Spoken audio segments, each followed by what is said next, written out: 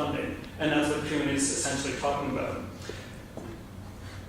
Kuhn, in any case, will go on from that. Oh, here's other images of people panicking about Sputnik. You can see in the middle left, Russia wins the race into outer space. Here's the New York Times much more staid cover. This is from the rest of the world, and you can tell it's all the Russians win.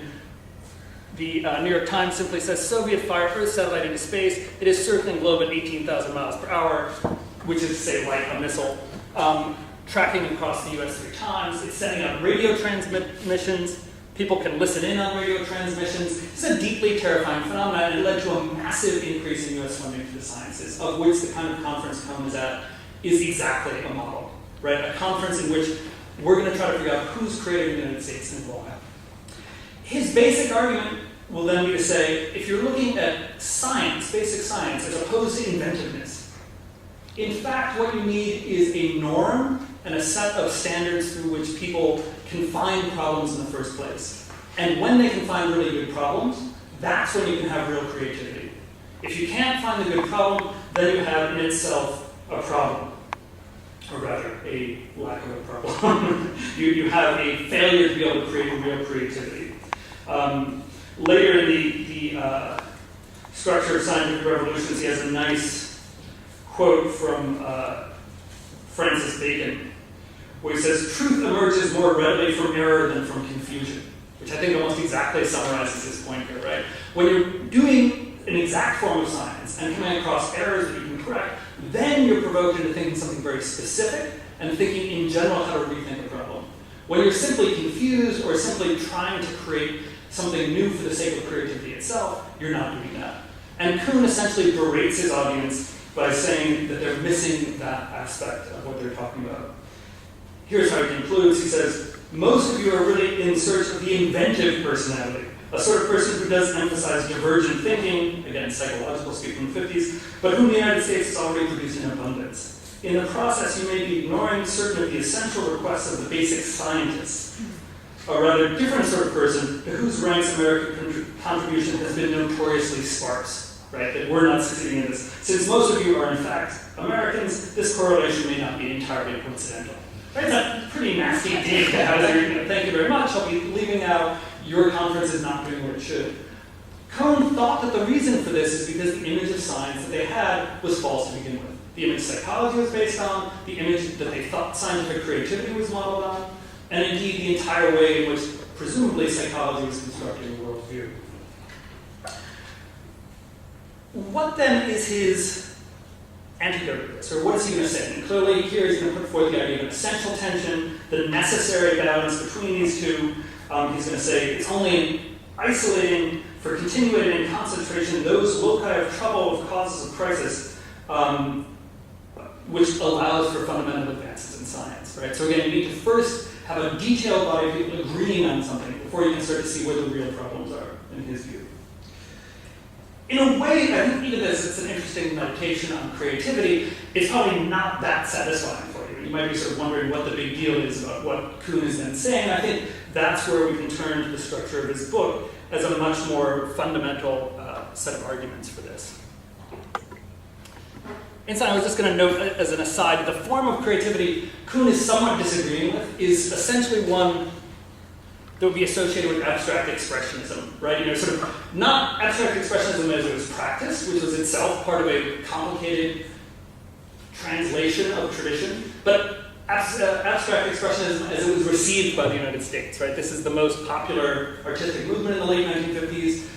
In people like Jackson Pollock and others, it's taken by the American public as sort of wild creativity without bounds or without structure. This is precisely what Kuhn is trying to say creativity usually is not, right? And that in fact, most artists, and I think the abstract expressionists themselves would agree, are doing something in which they're playing carefully with a received tradition and with the problems that tradition is allowing them, you know, like a microscope or telescope to be able to perceive. So what makes the structure of scientific revolutions then so radical? Again, part of it is that he's changing the name, the sort of rationale of the word revolution itself. Right? Revolution originally incidentally just means a circle back to as things were, as it was in the English Revolution. Then in the French Revolution, it means to come a decisive transformation, right? And here, he's taking this a couple of steps further, right? There's another use of the word revolution as the Industrial Revolution, a technological transformation of society. But here, what he's done is done something quite different. He's saying there's a revolution within the structure of science. And that revolution within the structure of science can be studied and analyzed, and if we look at that, that will give us a new definition of creativity and a new definition of what science is in the first place. And that becomes sort of the focus of his essay. With that, he sort of, again, focuses on this notion of paradigm shift. But for paradigm shift, he wants to say something very specific. Namely, he wants to say the key thing that was missing from science of the sort that psychologists were studying in Alta in Utah was history. And this is where I get my title from. He says, this is the very first sentence of the book. History, if viewed as a repository for more than anecdote or chronology, could produce a decisive transformation in an image of science by which we are now possessed. And if you'll notice and look back in Essential Tension, he has a lot to say about science textbooks, how crummy they are, what's terrible about them, what the problem is with science textbooks. What's his problem with science textbooks?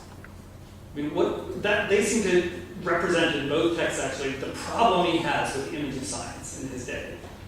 And what seems to be the issue here? Well, doesn't he say that science textbooks are problematic because they just show the exact information as has been passed down because the, I guess, the paradigm of the day, and don't actually educate kids on how to sort of develop on that? They just say this is the problem and this is how it was solved, as opposed to how it might be solved in the future, or teach like exploratory things. Yeah, he says basically presents it. I mean, in the Essential Tension, it's almost a comic presentation, right? Because he says on one hand, the problem with the way you're teaching science is that it has nothing to do with the way science is presently being done.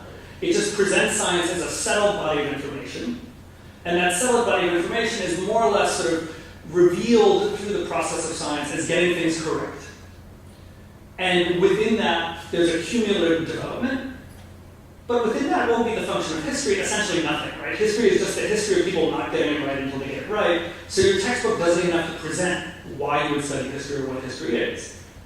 And it's a comic presentation, even as he says that, which is a pretty scathing judgment, he says, nonetheless, this mode of teaching science has been tremendously productive, right? Which is just sort of an odd turn. He says, even simply in drilling this into people's heads, it forces them to try to match theory to fact in an ever-reducing sort of try to reduce the distance between the two. And in that, it sort of inadvertently creates a moment of creativity when those two don't match.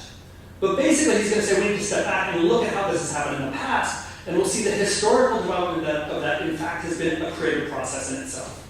And that science textbooks don't show us that, but that's what the process of science has been.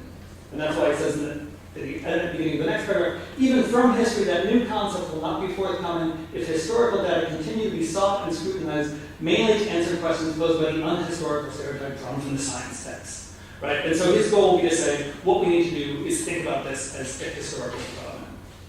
Why would that matter for present science?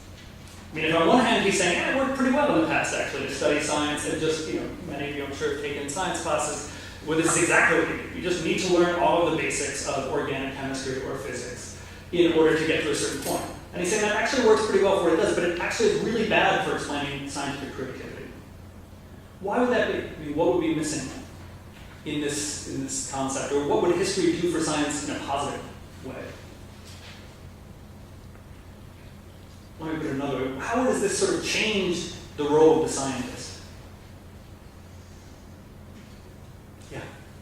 Would it provide the structure he said is lacking before, when the good science can be created out of chaos, but through trial and error, would looking at history look at errors that have been posed, and then from there, create things? Yeah, I mean, that's going to be a big part of it. I mean, basically, he's going to say, once you know this has happened before, he's going to say, not just as a coincidence, but as a fact, your present science will have gaps, and will have mistakes in it. And when you see the past, you'll be able to see that what counts as reality in 1800 actually had a fully legitimate structure. And this will be a key part of his argument, as I'll turn to in a second. A fully legitimate but different structure. And if you want to make the next big move in science, and this is what makes the book a bestseller among scientists, you need to figure out how these structural transformations occurred. You need to look at the sociology of what happened, what kind of people come up with this, what their role is, what their position is. That's how you get at the creativity of this. But then even more importantly, this is a way of changing what you think of as science altogether. Science is not a one-to-one copying of the outside world. What he's going to say is that science is instead a creative, pragmatic interaction with that world, in which there might be further ways of doing things. And for Kuhn, this is obvious in a way it wouldn't have been for somebody 100 years before, right? Kuhn is somebody who's educated as a physicist. He starts to work in the history of science actually as a summer job, and starts to look at Aristotle and says, wow, actually Aristotle was really smart, and people doing Aristotelian science were not stupid.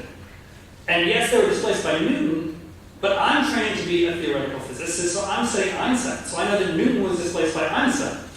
And that suggests to me that it could be that Einstein gets replaced by somebody else, that person gets replaced by somebody else. The process could keep going on and on. Science enters history, right? Science is not just sort of unveiling something that's always been there. It's a creative process that certainly reveals consistent truths. I don't think Kuhn, although he has some more extreme statements, I don't think he would disagree with that. But he would say those consistent truths can be understood differently in the same way as the Gestalt image can be understood differently. And in that way, he's going to say the image of science itself is the decisive transformation. Any questions about that? That then is going to be sort of what makes, if nothing else, if you don't want to do science, you want to write bestsellers, right? This is a good way of thinking about writing a bestseller. He's now explained to the scientists and the artists. So you want to be creative, you want to be the next Watson and Crick. I'm going to show you the ways these things happen. But with that, he's also introducing a change into essentially American and Western society of saying, we've always thought of science as something in which we got it right, and people in the past or people in other cultures did not. I'm instead going to show you a way of thinking about science where we're making very coherent, powerful connections in the world. And they're doing us a lot of good, but other people made very coherent and productive connections in the world as well. Right? The Polynesians had a far better system of navigation than anybody in Europe, from 1000 AD onwards. The Mayans had a better system of mathematics. And he's going to say it's not coincidental. Because what they were doing, what they had worked quite well. Similarly, our science is one moment of this, and we need to look at this as a developmental process. That then is going to be sort of the basis